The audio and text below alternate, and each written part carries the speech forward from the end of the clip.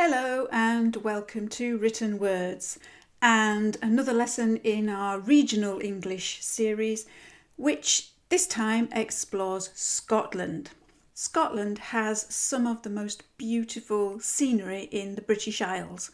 It has the highest mountains, it has vast lochs, it has a picturesque, very rugged coastline, mountain streams, lots of water everywhere, and a wealth of flora and fauna. It also has a long and interesting history, and the country is littered with magnificent castles, some of them ruins and some of them very well preserved. And it also has a rich cultural heritage to match. However, it also has its less attractive side, as there is plenty of industry, and Scotland also has its fair share of social and economic difficulties too. English is the predominant language in Scotland today, but Scottish Gaelic is still spoken in some of the remoter areas in the Highlands and Islands. And Scots is also commonly used throughout the country. It is possible for an English speaker to understand Scots depending on how strong the person's accent is and how quickly they speak. And the written form is also understandable, especially if you read it aloud, as the words are often spelt phonetically. Scotland's national poet, or national bard, is Robert Burns, or Robbie Burns as he is often called. And he's remembered every year on the 25th of January, which is known as Burns Night. Celebrations usually include a supper of haggis, neeps and tatties. Haggis being a traditional Scottish mincemeat-based dish. Neeps are turnips and tatties are potatoes. And there's usually a recital of the poet's work. Possibly his most famous work is the words to the song Auld Lang Syne, which is sung at New Year all around the world, and his poem A Red, Red Rose is also very well known. Another much-loved writer from Scotland was Robert Louis Stevenson. So let's read now a short extract from his book Kidnapped and see if you can spot any Scottish words. I asked him if he had ever heard tell of a house they called the House of Shaws. He stopped his cart and looked at me like the others. Aye, said he. What for? It's a great house, I asked. Doubtless, said he. The house is a big Muckle house. Ah, said I, but the folk that are in it? Folk? Cried he. Are ye daft? There's nae folk there to call folk. What? Says I. Not Mr. Ebenezer? Oh, aye, says the man. There's the laird, to be sure, if it's him you're wanting. What'll like be your business, Manny? So did you spot any Scottish words in there? There were a few. For example, the man says aye, which means yes. He says Muckle, a big Muckle house. Well, Muckle means the same as big. It's large, big. It's a big house. Then he says, are ye daft? Ye being you. He says nae, N-A-E, which means no. And he talks about the laird, which is the lord. And then he asks, what'll like be your business, Manny? Manny is a small man, a little man or a young man. So there's a little flavour of Scotland in that extract.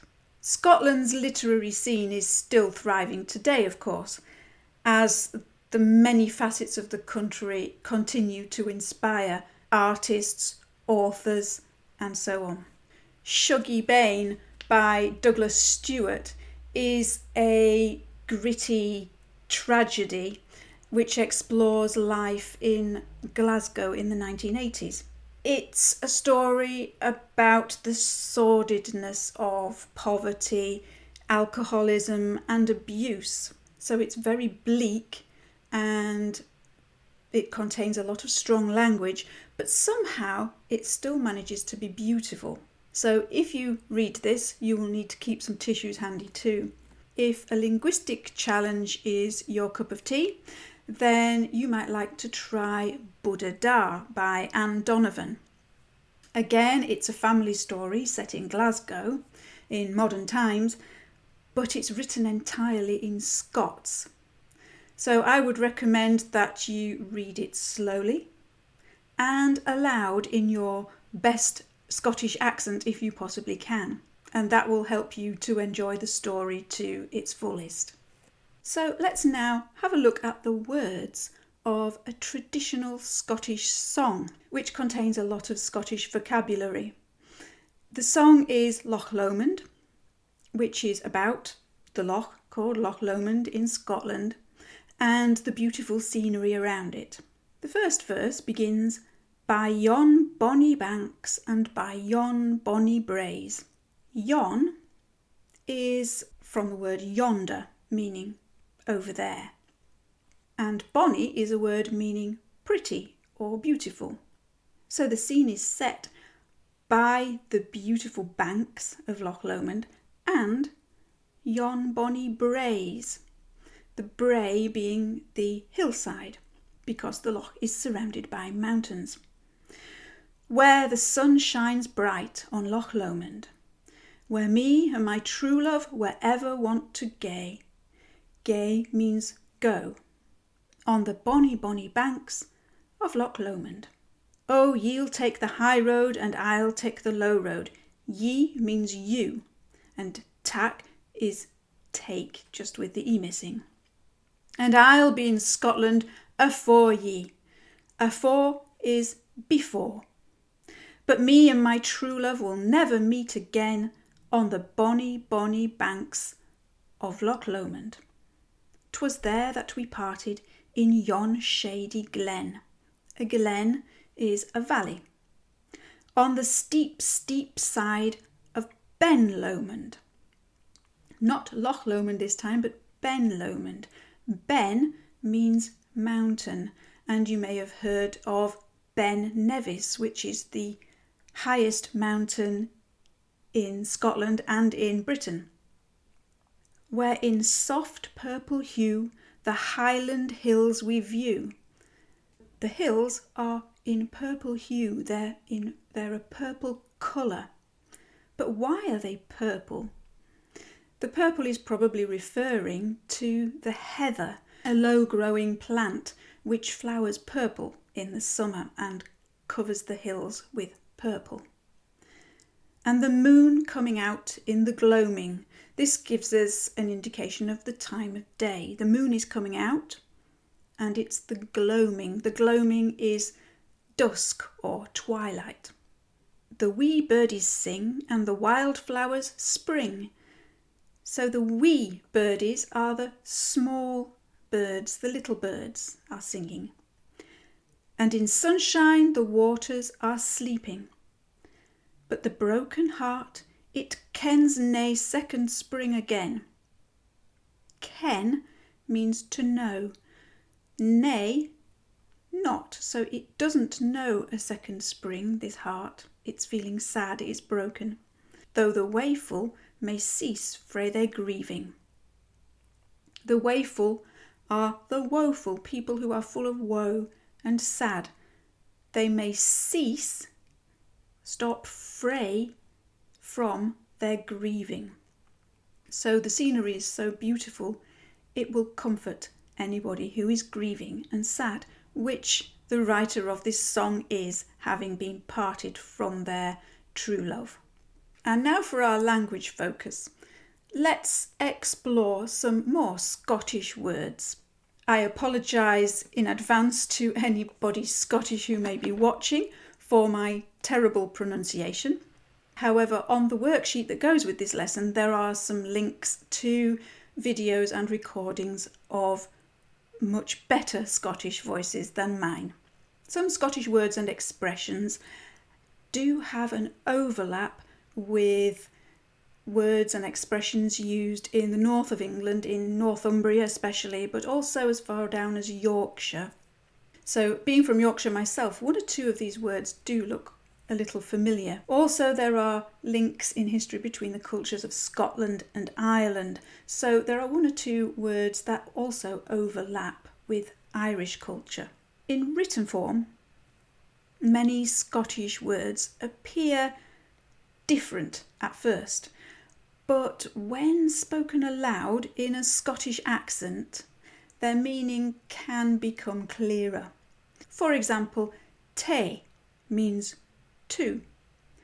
Mare is the same as more. Old, spelt A-U-L-D, is the same as old in English, spelt O-L-D. Fitba is football. Canny is cannot.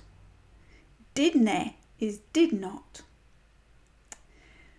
There are some other words, though, that are completely different, and you just have to know what they mean.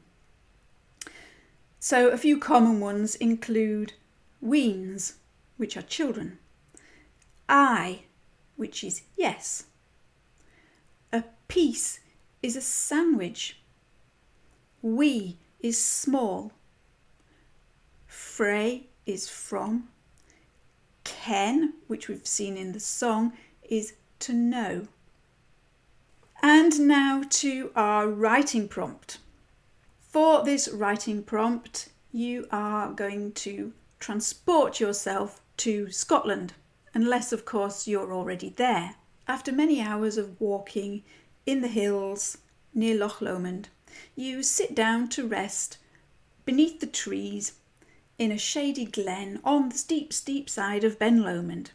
You look up and see this view of the sky and the sunlight shining through the treetops. What thoughts are running through your mind?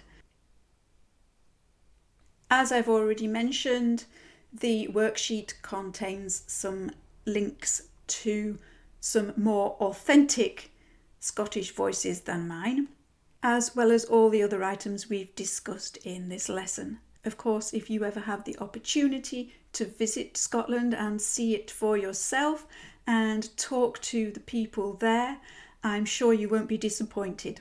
Thank you for joining me in this lesson. I look forward to seeing you in the next one. And in the meantime, happy writing.